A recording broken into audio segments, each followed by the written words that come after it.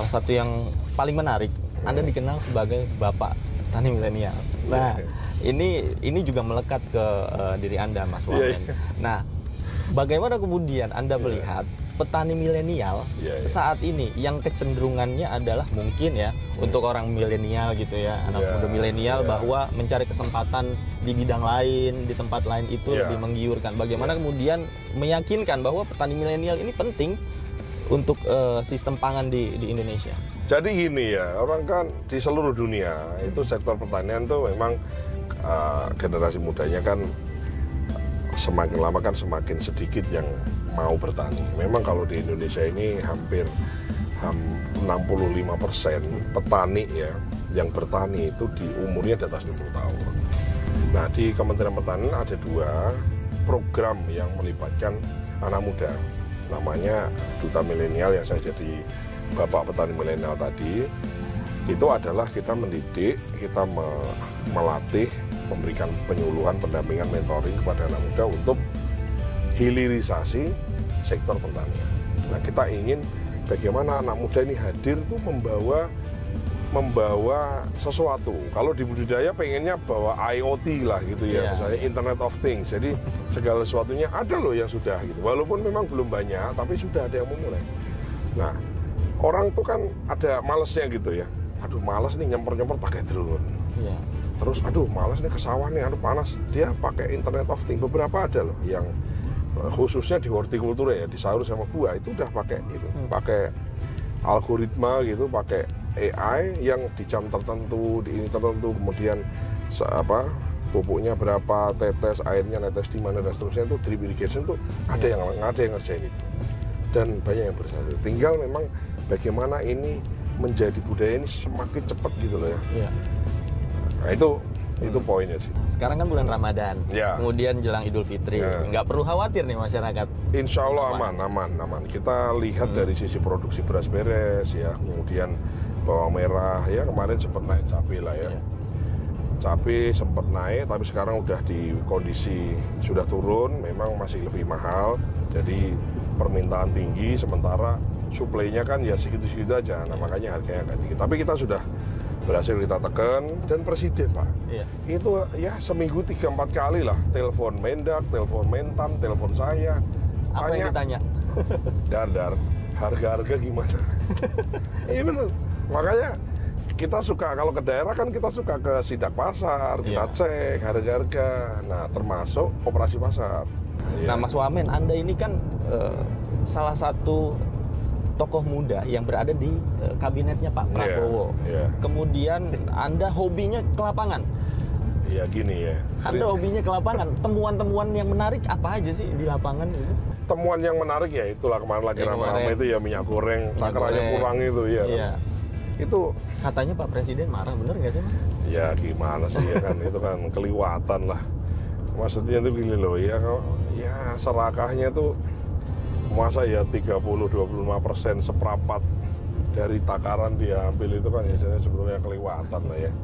Ini maksudnya tuh, orang tuh niat banget itu loh, nyolongnya tuh mentolo lah kalau kata orang Jawa itu ya, mentolo itu ya terang-terangan gitu loh. Ya tapi ya begitu. Ini kan mungkin rakyat selama ini kan nggak komplit, tapi kan ramenya tadinya kan di sosmed dulu itu. Begitu kemudian kita, sekarang kelihatannya di banyak tempat sudah ditarik semua yang takarannya kurang itu, ya kemudian yang salah ya harus diproses. Cuma memang ini aku tuh seneng gitu. Gimana ya? Ini kan terlepas emang bertugas ya jadi wakil menteri, bagian dari kabinet ngurus ini ya. Tapi Mas, aku tuh seneng gitu. Jadi namanya kan mencintai pekerjaan. Bukan saya maksa diri saya mencintai pekerjaan, tapi saya memang senang pekerjaan ini. Memang senang pekerjaan ini.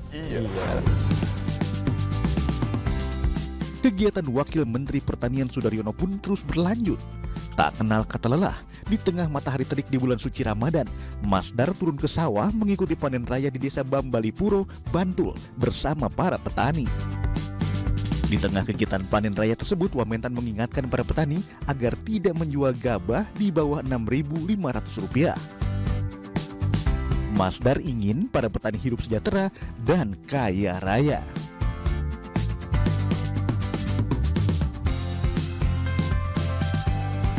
Mas Wamen, Ya. tadi kita udah ketemu sama petani, kemudian kita juga udah panen gabah. Nah, ada program prioritas dari Pak Prabowo, makan bergizi gratis. Iya. Nah, apa yang didukung oleh Kementerian Pertanian dalam mensukseskan program makan bergizi gratis? Ya, jadi kan memang gizi itu penting lah, Pak. Penting lah. Maksudnya gini, banyak orang tuh pro dan kontra, tapi lihatlah lah. Siapapun yang kontra, please lah. Dolano neng desa-desa lah. Jalan-jalanlah ke desa-desa, lihatlah rakyat kita yang miskin, ya kan. Karena kan kadang kan melihat dari kacamata dia sendiri. Mungkin dia mampu, ya kan. Mungkin yang dibutuhkan bukan lagi makan dianya, tapi banyak orang rakyat desa tuh, karena aku sendiri berasal dari desa, Mas. Ya butuh gitu loh, butuh makan yang memang ada gizinya. Kalau enggak, ya kan. Nah itu. Nah kalau dari pertanian ya kita tentu saja kan dari sisi karbohidratnya, proteinnya, ya kan. Protein lah yang paling penting lah ya. Nah kita ada telur, ada ayam. Kalau bisa diberi susu, tapi kalau nggak bisa kan ada banyak substitusinya. Mas Wamen, ini ngeliat sawah nih, saya jadi ingat. Mas Wamen ini anak petani. Yeah. Kemudian sampai di titik ini menjadi Wakil Menteri Pertanian, kemudian dipercaya oleh Presiden Prabowo Subianto. Pernah juga kuliah di luar negeri. Yeah.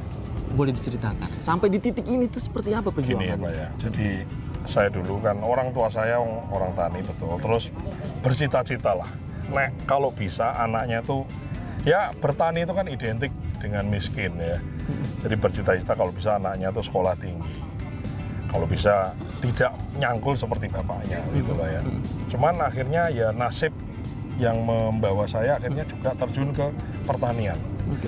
Dan ini passion, ini juga ada historinya kan ya, ada kenangan ya, kan ngerti susahnya orang tani Pak, susah Pak.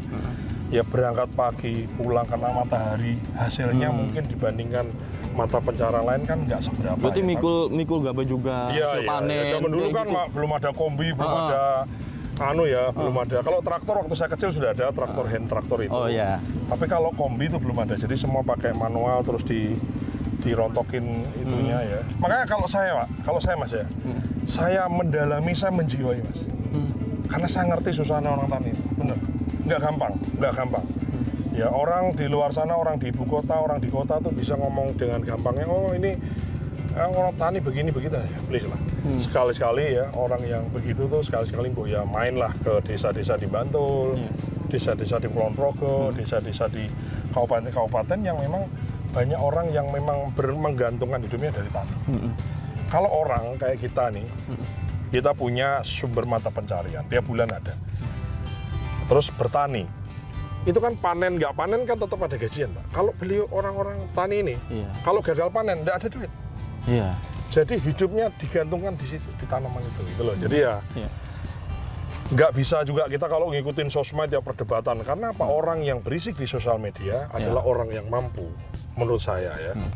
Nah kemudian wah banyak lah ini pro dan kontra, tapi ya jelas makan bergizi Anda bisa cek ke orang-orang di desa, kalau ditanya pasti mereka semua setuju. Dukungan terkait protein dalam pemenuhan makan bergizi gratis seperti apa? Kan gini, kalau protein hewani yang bagus itu kan susu dan daging. Jadi dua-duanya ini belum swasembada kita. Ada sentra-sentra susu tapi kan nggak bisa merata semua. Nah ini pemerintah mencanangkan dalam 5 tahun ini mendatangkan sapi hidup. Kenapa mendatangkan sapi hidup? Karena beranak pinaknya sapi sama beranak pinaknya orang itu lebih cepat, lebih banyak cepatnya, lebih cepat banyaknya dibandingkan sapi, sehingga harus mendatangkan mengimpor sapi hidup dari luar negeri ke Indonesia, sapi perah dan sapi pedaging, indukan supaya bisa beranak pinak gitu. Nah targetnya 2 juta, tapi 2 juta itu tidak pakai APBN. Kita membuka peluang kepada koperasi, kepada dunia usaha, kepada kelompok peternak, kepada swasta, kepada private sector untuk mendatangkan sapinya. Ada yang dari Brasil, ada yang dari Australia, ada yang dari New Zealand. Nah itu kita dorong untuk supaya, nah kita juga sedang mengupayakan ke Badan Gizi supaya susu yang diproduksi sekarang ini harus terserap ke makan bergizi. Supaya kalau sapi yang ada sekarang ini susunya diserap sama makan bergizi, maka investor atau siapapun yang mau mendatangkan itu dia yakin bahwa nanti kalau dia datangkan sapi, maka susunya akan diserap pasar, yaitu makan bergizi. Nah, dari 2 juta itu tahun ini kita 200-an ribu lah kita bisa datangkan. Terus tahun depan totalnya selama 5 tahun ini kita harapkan ada 2 juta tambahan. 2 juta. 1,2 perah, 800.000 kira-kira untuk dagingnya. Itu khusus untuk makan bergizi gratis. Nah, kemudian yang soal impor. Tadi kan sapi kita masih untuk pemenuhan target itu. Kemudian ada nggak sih produk-produk yang lain yang memang kita ternyata sudah memenuhi dan kita stop impor deh untuk tahun ini gitu? Yang sudah pasti stop impor sesuai instruksi Presiden adalah beras, jagung, garam konsumsi, dan gula konsumsi. Oke. Itu instruksinya. Ya kita lagi upaya nih. Targetnya kan jelas, nggak impor. Gitu. Nah nanti tahun depan apalagi sehingga dalam 5 tahun tuh sebisa mungkin kita swasembada yang tadi kita bahas di mobil tadi. Oke, siap. Oke, kalau gitu terima kasih Mas Wamen, terima kasih banyak. Aku terima kasih udah ditemani ini. Oh, siap. Oh, jangan kapok lah. Oh, enggak lah, enggak. Kita dukung program pemerintah. Kemudian tadi kita juga dukung program Mas Wamen ketika kita bicara soal ketahanan pangan, kemudian swasembada pangan, apalagi tadi penting ya untuk masyarakat dan juga jangan lupa ini yang paling penting mensejahterakan petani, begitu kan Mas? Betul. Pemirsa, demikian 30 menit Kabinet Merah Putih. Saya Davi Pratama, sampai jumpa di episode lainnya. Terima kasih, ya sehat selalu.